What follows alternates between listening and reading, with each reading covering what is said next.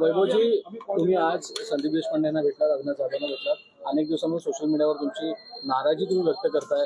त्याच्याबद्दल काही बातचीत झाली का? नाराजी दूर झाली का? काय होतं? बघा, मनस हे माझं घर आहे आणि मी पक्षाच्या स्थापनेपासून आहे. त्यामुळे आणि त्याच्यापूर्वी विद्यार्थी सेनेची जवळ 10-12 वर्ष म्हणजे 30 वर्ष मी राजसाहेबांबरोबर आहे. आणि हे कुटुंब आहे माझं. कुटुंबामध्ये थोड्याशा अडचणी असतात, काही गोष्टींचा समज गैरसमज असतो.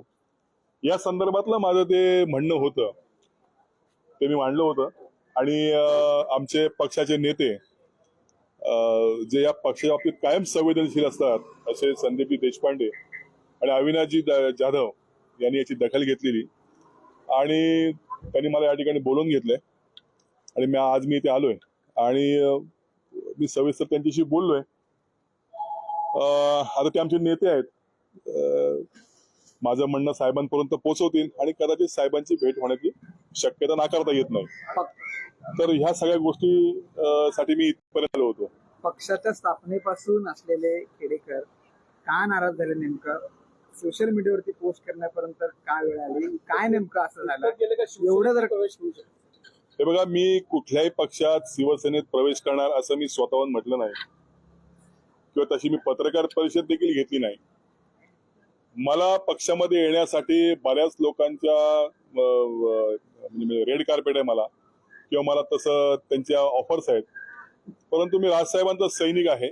मी खडतर वाटचालीमध्ये पक्ष वाढवलेला आहे. त्यामुळे ह्या सगळ्या आमिषांना आणि ह्याला मी कधी बळी पडलो नाही. माझी निष्ठा ही साहेबांवरती आहे आणि माझं पोटात एक आणि ओठात एक असं माझं नसतं. त्यामुळे माझं राजकीय नुकसान बरंच करून घेतलेलं आहे, पण मला याची पर्वा नाही. मला ज्या गोष्टी पटतात त्या बोलतो, ज्या पटत नाहीत त्याही बोलतो मी. तर ह्या सगळ्या गोष्टी मी आता सगळ्याच संदीपजी यांच्याजवळ मांडलेल्या आहेत. त्यामुळे उद्या बहुतेक साहेब मला भेट देतील अशी अपेक्षा आहे आणि मग नंतर आपल्याशी मी सविस्तर या ठिकाणी बोलीन. नेमकं काय झालं होतं की नाराज झाले होते? नाही, या संदर्भात मी उद्या आपल्याशी सविस्तर साहेबांशी बोलीन आणि मग आपल्याजवळ सविस्तर मांडीनच. म्हणजे वैभव खेडेकर भविष्यात देखील कोणतेही मतभेद न ठेवता मनसेमध्येच आम्हाला सक्रिय दिसतील? हा 100%. म्हणजे असं काय त्यात शंका घेण्याचं कारण नाही. आज जरी माझी छाती फाडली तरी राज ठाकरेंचाच तुम्हाला फोटो दिसेल. त्यामुळे उद्या मी साहेबांजवळ माझं म्हणणं मांडीन आणि निश्चित ते ऐकून घेतात आणि मार्ग काढतात. त्यामुळे उद्या मी आपल्याशी सविस्तर सर्वांशी बोलेन. थँक्यू. धन्यवाद. थँक्यू.